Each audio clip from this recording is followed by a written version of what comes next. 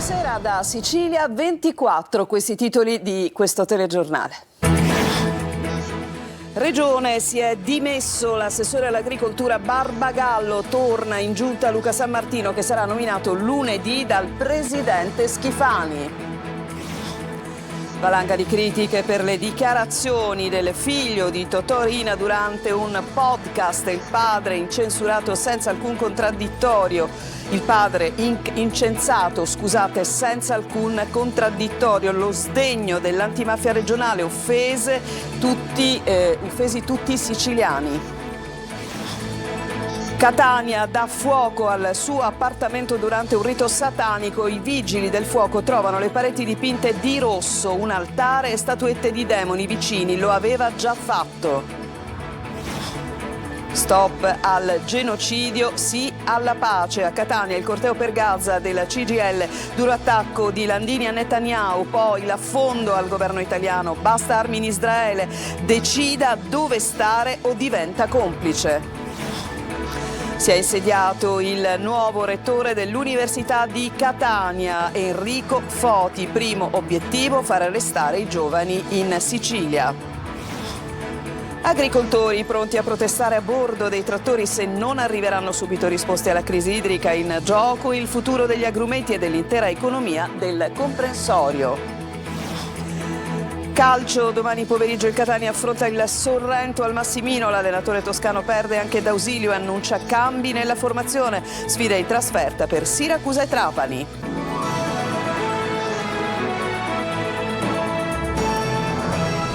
Bentrovati, noi apriamo con la politica regionale perché torna in giunta l'uomo forte della Lega catanese. Luca Sammartino sarà infatti nominato lunedì dal presidente Schifani. Oggi si è dimesso dalla carica di assessore all'agricoltura Salvatore Barbagallo, ma noi sentiamo tutto nel servizio di Maglio Viola. Via al valzer delle sostituzioni nella giunta regionale di governo retta dal presidente Renato Schifani. L'assessore all'agricoltura Salvatore Barbagallo ha presentato le dimissioni dall'incarico che saranno efficaci da lunedì 22. Il presidente della regione nel corso di un incontro a Palazzo d'Orleans ha espresso gratitudine al docente universitario per l'impegno e la dedizione dimostrati. Dalla Lega è un coro di ringraziamenti al professor Barbagallo per il lavoro svolto. Ma con le dimissioni si avvia il percorso per il ritorno in giunta di Luca Sammartino, l'ex vicepresidente della regione, il cui rientro è sulla bocca di tutti da tempo. Da Palazzo filtra che il decreto di delega sarà adottato già lunedì stesso.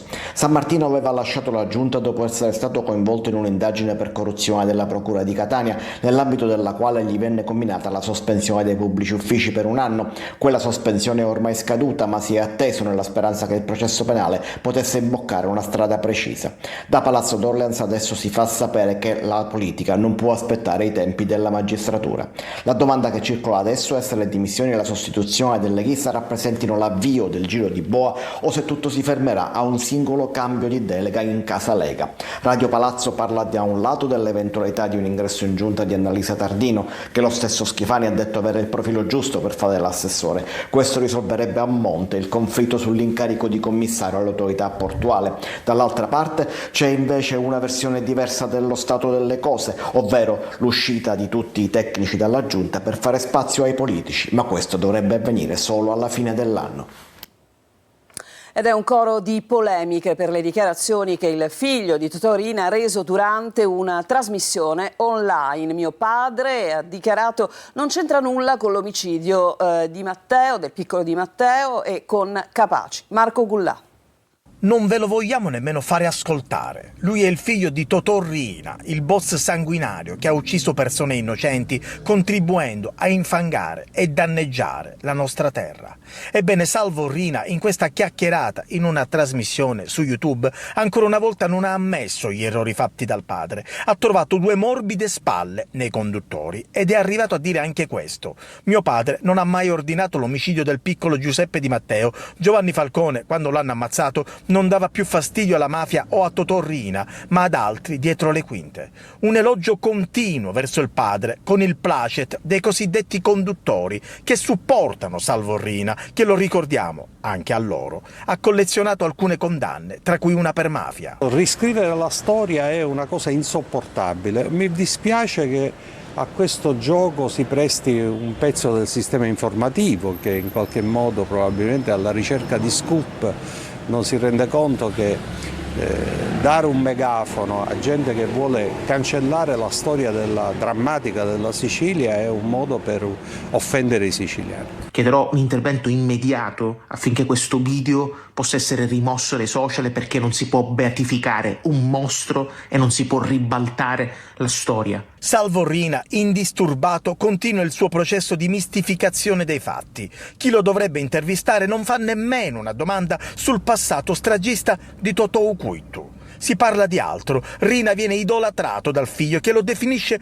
un uomo con la U maiuscola. Chiudiamo con queste immagini per ricordare ancora una volta chi era Totò Riina, cosa ha fatto. Le vogliamo fare vedere a chi ancora probabilmente non si è reso conto che a determinati personaggi non gli si deve permettere di avere voce.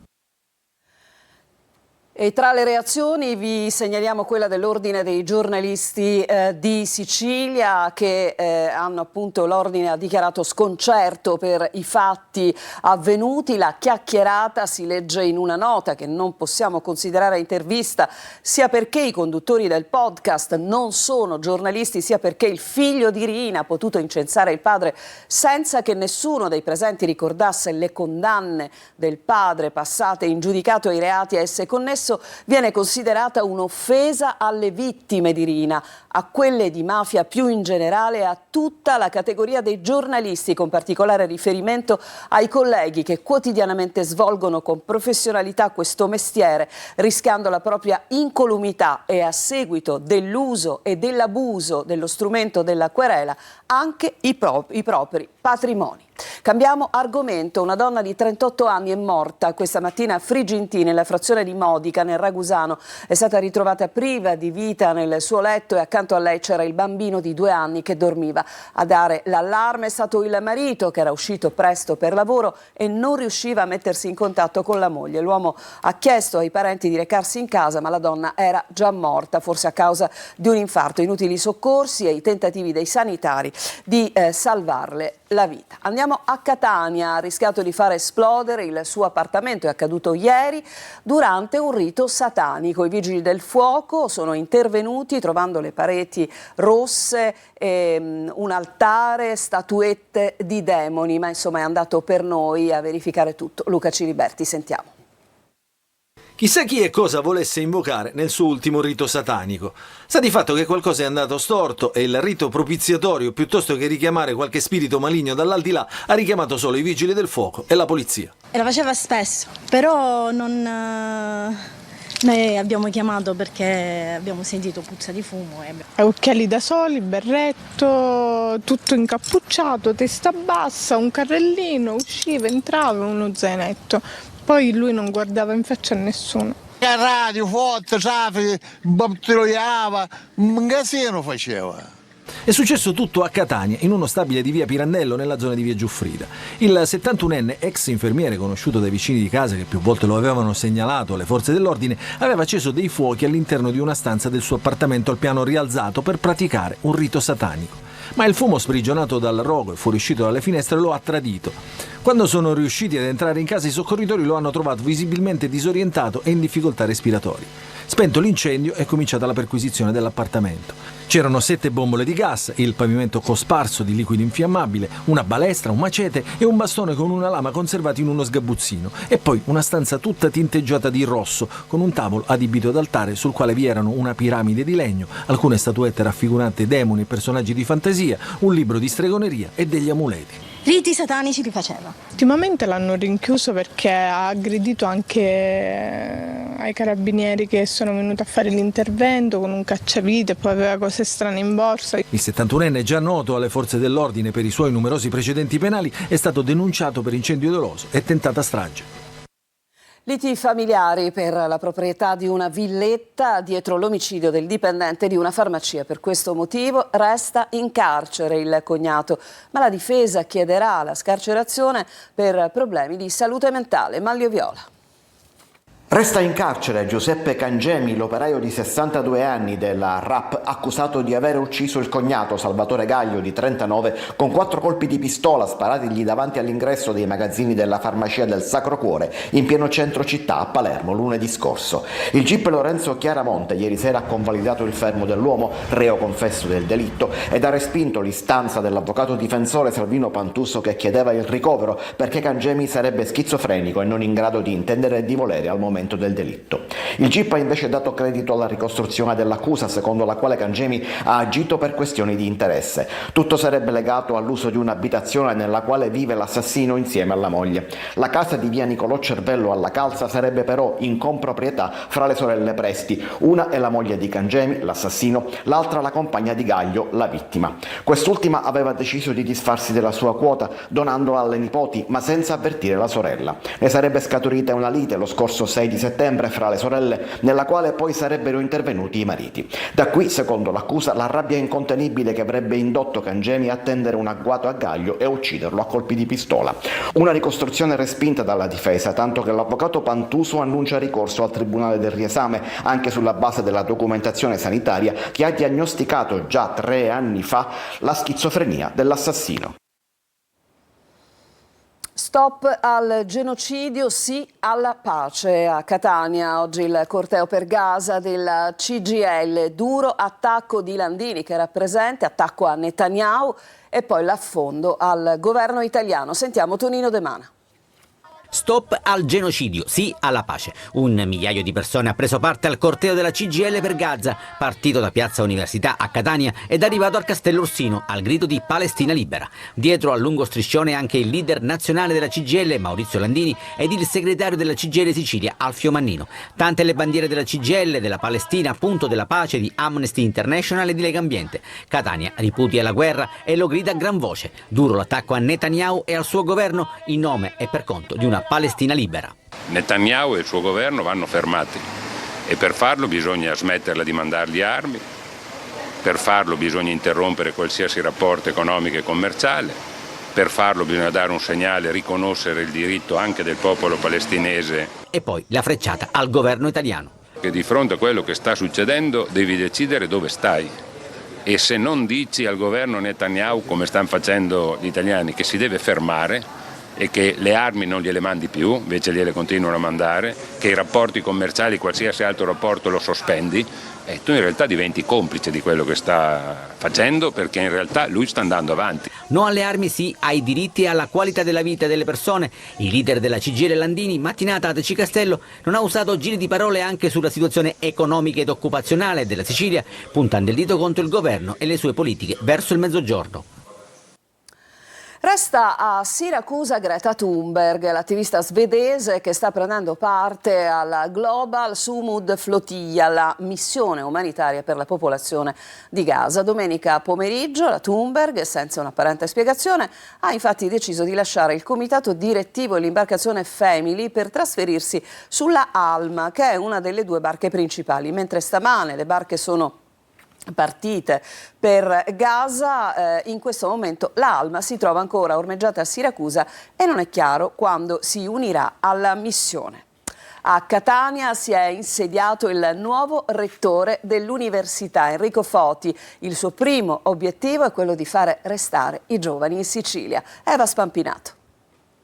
L'emozione del primo giorno di scuola, siamo felici. Nessuna cerimonia formale, niente celebrazioni ufficiali, solo una colazione con scambio di sorrisi e strette di mano e poi subito si entra nel vivo del lavoro. Per il suo primo giorno da magnifico rettore dell'Università di Catania, Enrico Foti ha scelto un insediamento sobrio, un profilo pratico e informale, con la scelta di annunciare i primi nomi dei delegati dei vari settori dell'Ateneo catanese.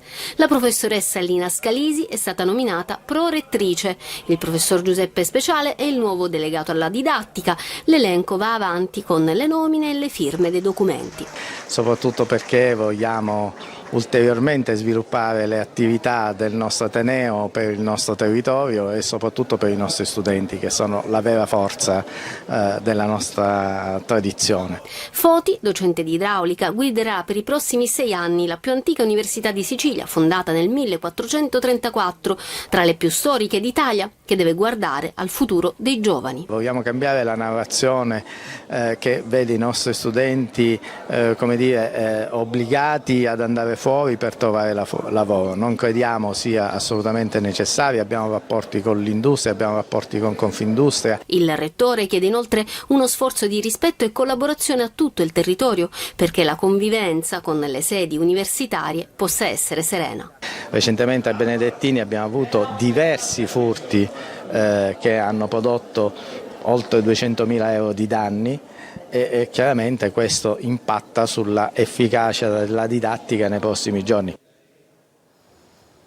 Adesso ci fermiamo, c'è una pausa e poi andremo nell'Agrigentino, in particolare a Ribera, dove gli agricoltori sono esasperati per la crisi idrica. Tra poco.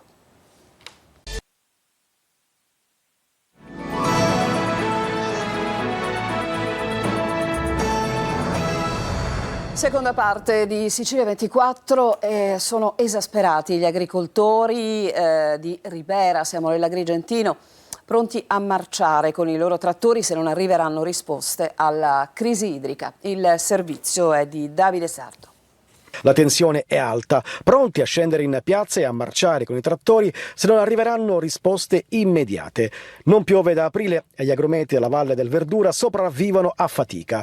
Le 2 irrigazioni estive hanno solo rimandato il peggio. Adesso il timore è perdere gran parte del raccolto, con conseguenze pesanti per l'intera economia locale. Il sindaco di Ribera, Matteo Ruvolo, chiede almeno una fornitura ridotta di acqua, 200 metri cubi per ettaro. I sindaci della zona propongono di utilizzare gli invasi Fanaco e Leone, che contengono quasi 4 milioni di metri cubi. L'emergenza oggi è in agricoltura. Se non vogliamo condannare a morte l'economia di un intero territorio, dobbiamo fare qualsiasi sforzo perché nel più breve tempo possibile si possa ottenere una terza irrigazione di soccorso, ripeto, anche con volumi parziali. Lunedì pomeriggio a Palermo si riunirà la cabina di regia per l'emergenza idrica, con i sindaci in prima fila. Per gli agricoltori però è l'ultima chiamata. Senza soluzioni saranno pronti a scendere in strada. Cambiamo decisamente argomento. A Ragusa Ibla, palazzi e giardini si aprono all'arte internazionale. Torna il Ragusa Photo Festival, rassegna di fotografia contemporanea che quest'anno invita il pubblico a guardarsi dentro, esplorando il tema dell'interiorità. Veronica Barbarino. Un intero quartiere che diventa una galleria d'arte a cielo aperto. Ragusa Ibla, cuore barocco della città, accoglie il Ragusa Photo Festival, la rassegna che unisce i linguaggi della fotografia d'autore alla bellezza senza tempo della Sicilia del Sud-Est. Oltre 15 mostre diffuse tra palazzi storici e il giardino ebleo per raccontare con un nuovo sguardo il mondo. Per la 13ª edizione abbiamo deciso di fotografare l'interiorità. Cosa vuol dire? La fotografia è un mezzo di impatto veloce, quindi in un mondo in cui si evidenzia soltanto l'apparire, abbiamo scelto di dedicare i nostri progetti fotografici alla interiorità, alla ricerca di se stessi. L'interiorità raccontata attraverso la religione, la moda, la televisione, il corpo. La fotografia quindi non solo come immagine, ma come strumento di riflessione. Maria Lax, Jessica Bacaus, Cristina Vatielli, Alessia Rollo, Stefano De Luigi, che ci racconta proprio le immagini televisive come dagli anni 90 hanno iniziato a rivoluzionare l'apparenza. Le loro opere invitano a ridare centralità all'identità interiore dell'uomo, soffermandosi sull'ascolto e l'accoglienza per contrastare la solitudine e il vuoto esistenziale. Le mostre sono visitabili fino al 28 settembre. E adesso vi parliamo del grande successo del Colossal, il musical West Side Story, appuntamento taorminese di questa sera e di domani al Teatro Antico. Ci anticipa tutto Francesco Triolo.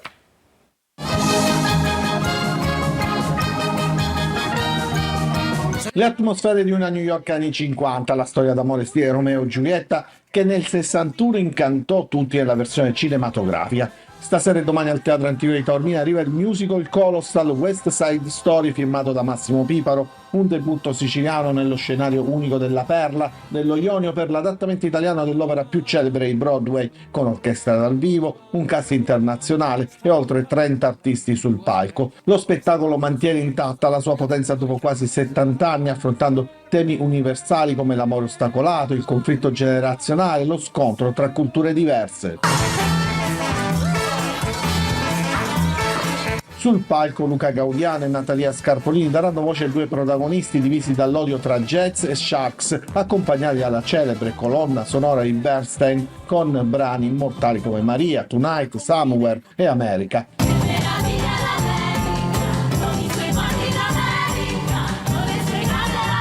West Side Story, insomma, promette al pubblico siciliano 2 serate indimenticabili.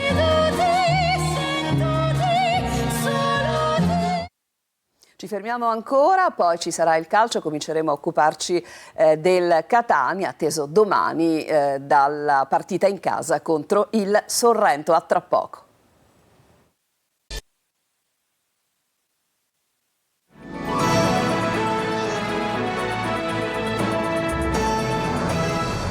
Siamo al calcio, domani pomeriggio il Catania affronta al Massimino il Sorrento, l'allenatore toscano annuncia cambi in formazione, il servizio. La vigilia della partita contro il Sorrento per il Catania è vissuta facendo la conta degli infortunati. L'ultimo proprio oggi, Michele D'Ausilio, a riposo per una severa contusione subita in allenamento ed in attesa di accertamenti strumentali. Non roba da poco, perché a mancare a Mimmo Toscano sono pezzi importanti sia in attacco che a centrocampo. Oltre D'Ausilio anche Aloi, Martic, Caturano e Rolfini sono nella lista degli indisponibili. Per Toscano nascono i problemi nella scelta dell'11 da schierare in una gara che deve segnare il momento di riscatto dopo le 4 sberle di Cosenza, un riscatto che deve essere dal punto di vista del risultato, ma anche e soprattutto in questo momento sotto l'aspetto psicologico. Dopo la partita, da parte di tutti noi, c'è stata tanta amarezza per come è andata la partita. Ho trovato un gruppo intelligente dove tutti ci siamo messi a fare delle analisi oggettive, non soggettive, che è diverso, come è giusto che sia. E abbiamo pensato subito alla partita di domani, che è un'altra partita dove devi mettere un altro mattone a quelli che hai messo. Per il match di domani a contare sarà soprattutto l'atteggiamento, a prescindere da chi andrà in campo. Sulla tre quarti Jimenez dovrebbe giocare al fianco di Ciccerelli dietro la punta forte. La novità in mezzo potrebbe essere Quaini, che rientra dopo aver scontato le 4 giornate di squalifica e dovrebbe affiancare Corbari. Ci saranno dei cambiamenti, può essere della partita, perché la cosa positiva della partita di Cosenza è stata che chi è entrato ha fatto bene, tutti. Per il resto non dovrebbero esserci grandi novità, Concelli tornato ormai a disposizione in difesa, il Massimino sarà pieno, la prevendita ha raggiunto quasi 3.000 biglietti a cui aggiungere la quota abbonati, una spinta in più per la squadra. Intanto però in vista del derby di mercoledì sera a Trapani c'è da segnalare il divieto di trasferta per i tifosi rossazzurri. E chiudiamo con una notizia: il prefetto di Trapani, Daniela Lupo, ha disposto il divieto di vendita dai tagliandi ai residenti nella provincia di Catania in occasione dell'incontro di calcio Trapani-Catania in programma il 24 settembre allo stadio provinciale di Erice Casasanta. Il provvedimento è stato adottato in considerazione della contrapposizione tra le due tifoserie, anche alla luce degli atti avvenuti in occasione delle precedenti trasferte. Con questa notizia si chiude questa edizione di Sicilia 24, grazie per averci seguito e buona serata.